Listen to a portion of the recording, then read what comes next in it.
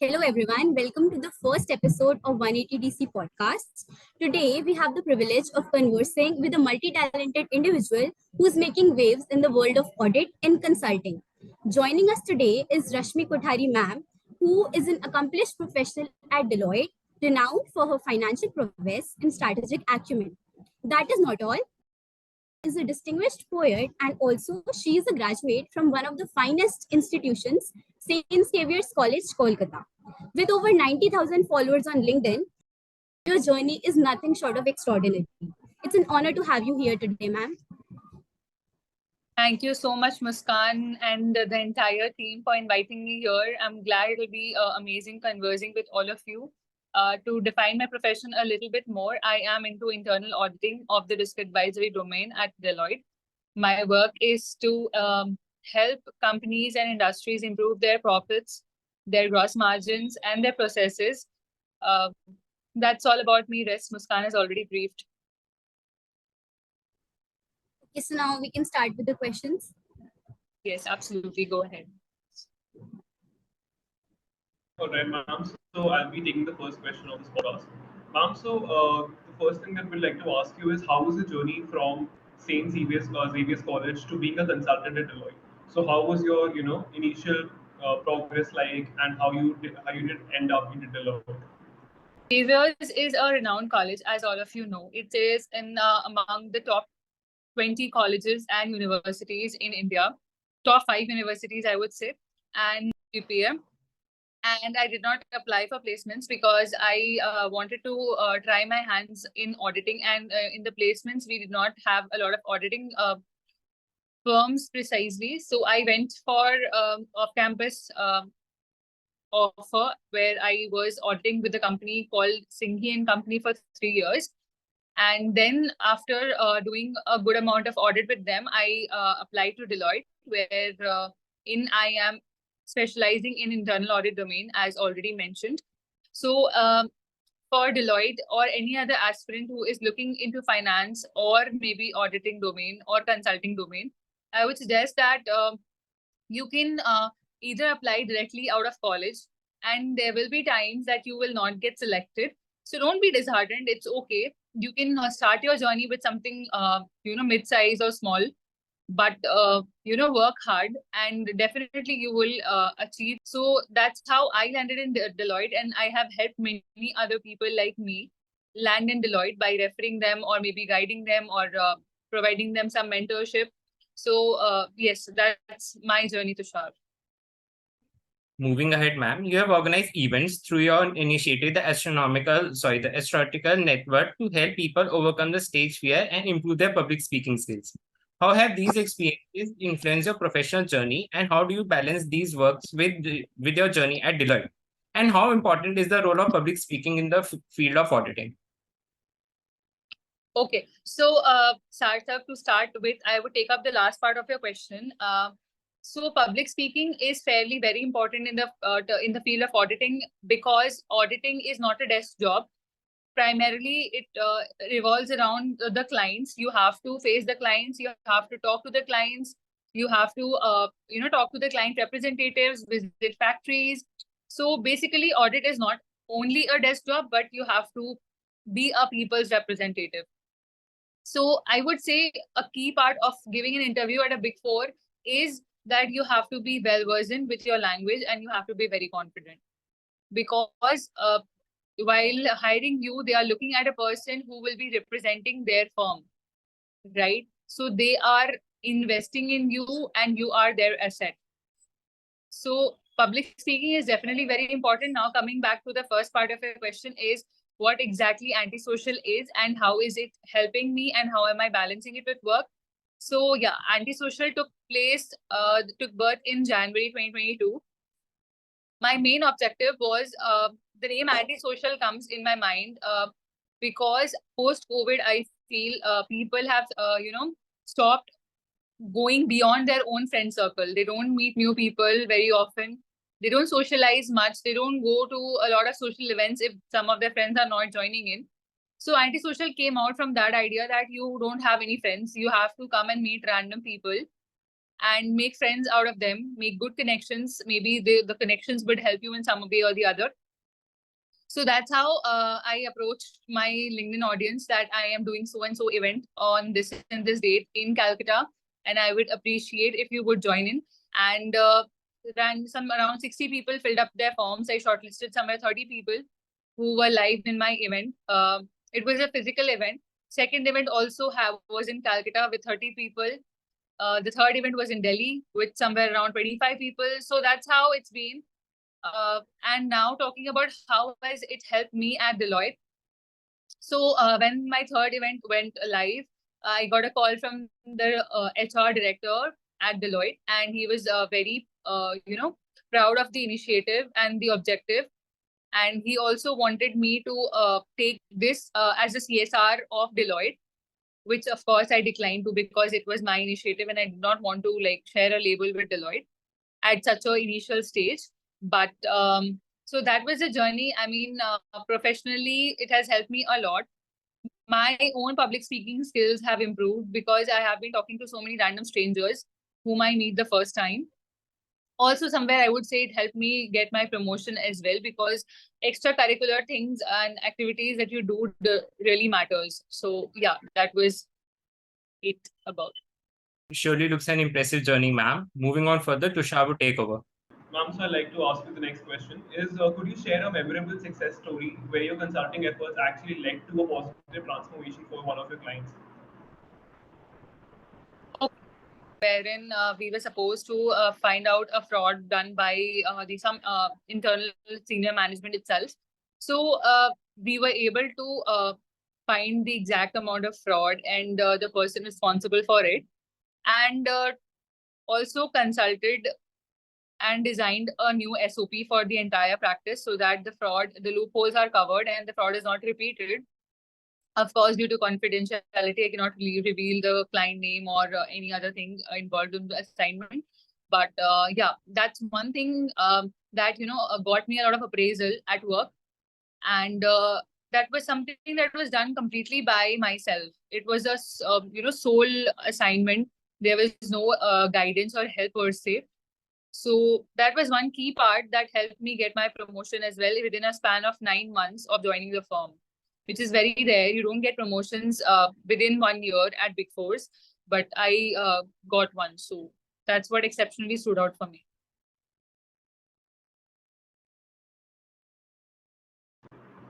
That's really inspiring, and how you got a promotion so fast, and you explained it so well. So thanks a lot.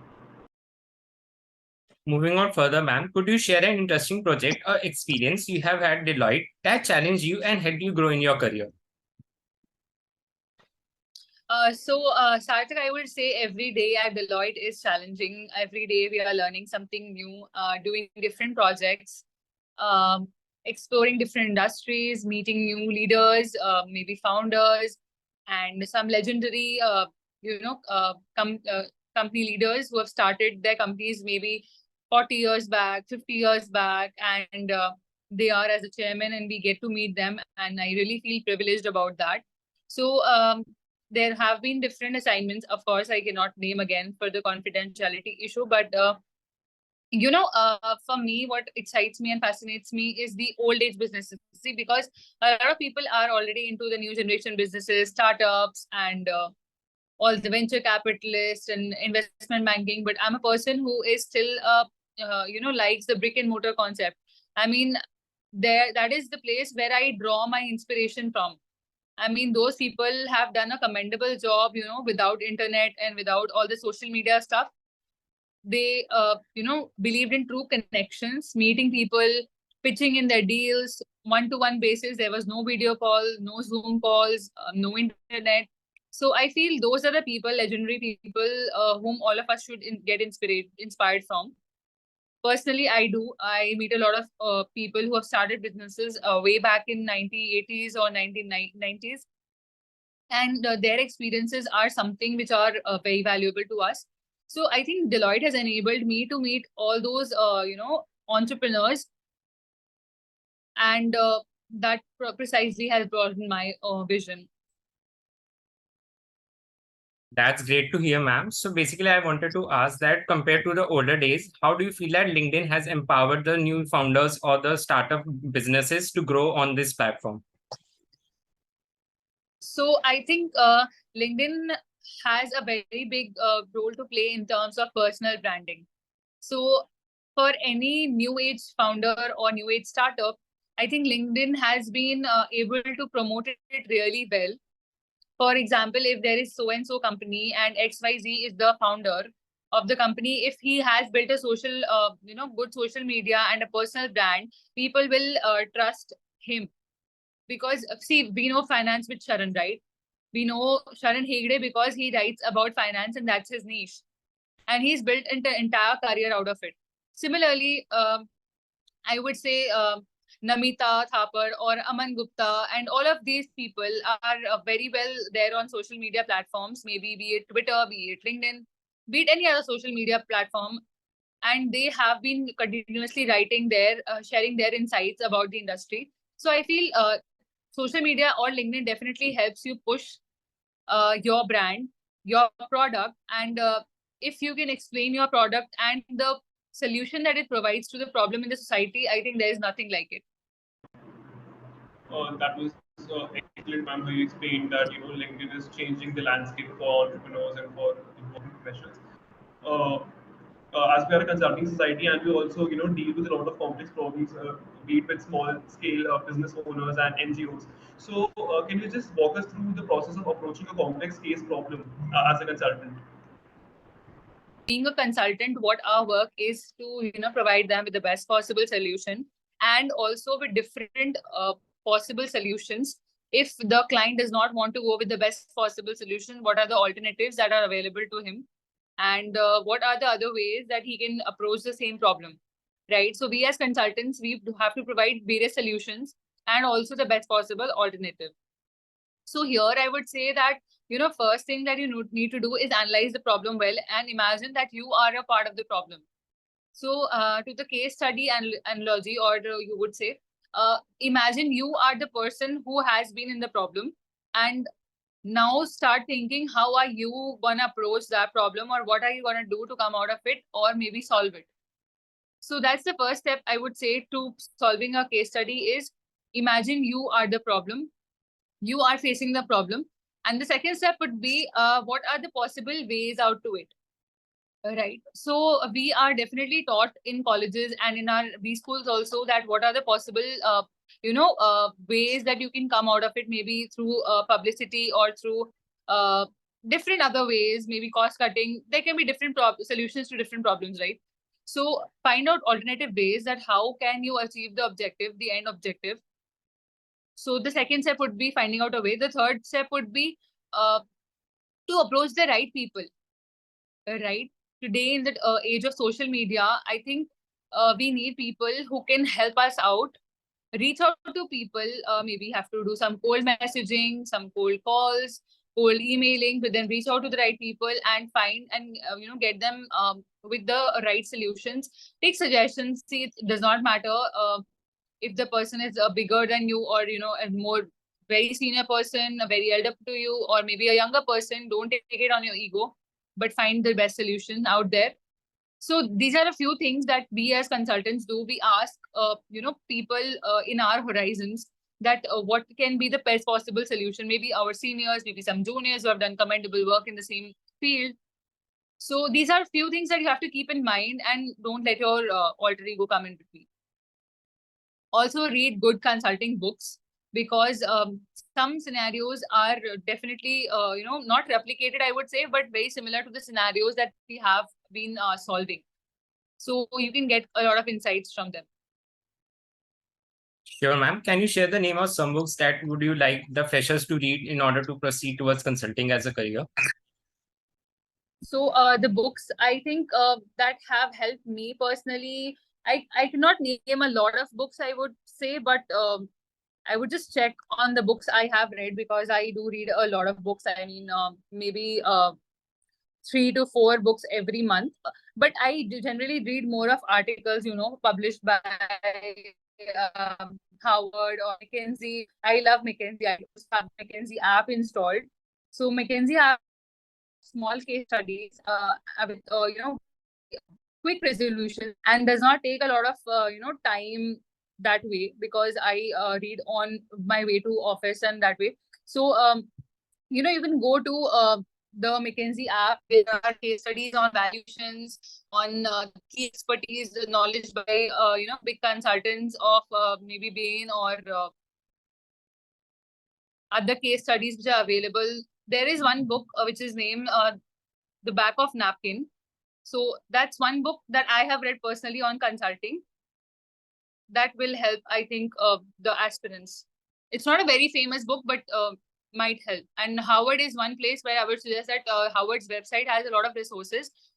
Go through them. They have a lot of free resources for aspiring consultants, and they have amazing case studies plotted. We would definitely love to read them, ma'am. Moving ahead, you have a strong history of auditing manufacturing industries. How do you approach audits for the companies like Dollar Industries, Caronia Chemicals, and Hindustan National Glass? What are some of the unique challenges you have encountered in this sector? Okay, so basically the audit that I have done for all these three companies have been statutory audit. As a statutory auditor, we have to sign the financial statements published by the company in their annual reports.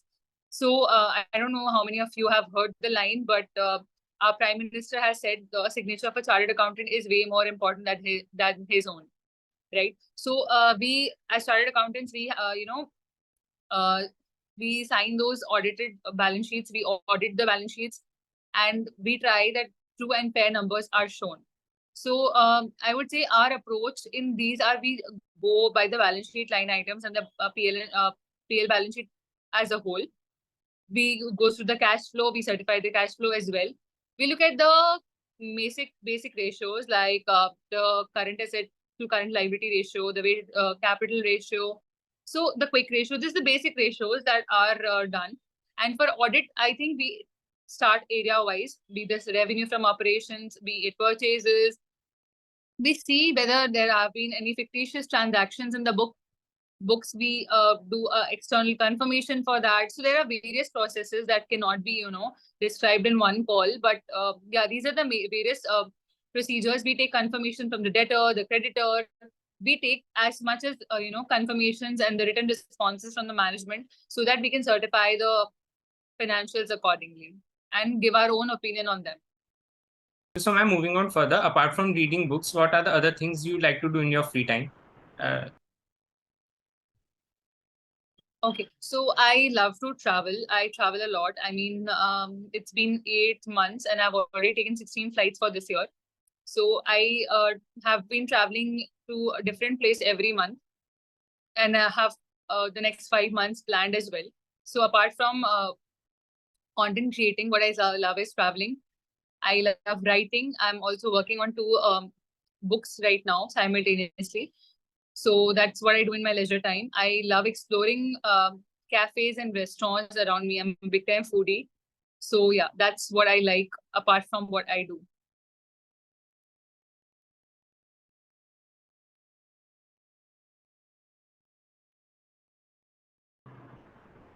Ma'am, take me back to the LinkedIn ma'am, that you told about how LinkedIn can help creators and entrepreneurs. Can you tell us how LinkedIn can come in handy for students and people who are trying to break into the industry of you know consulting or auditing? So, ma'am, how do you think that we as the young generation can leverage the technology like you, ma'am?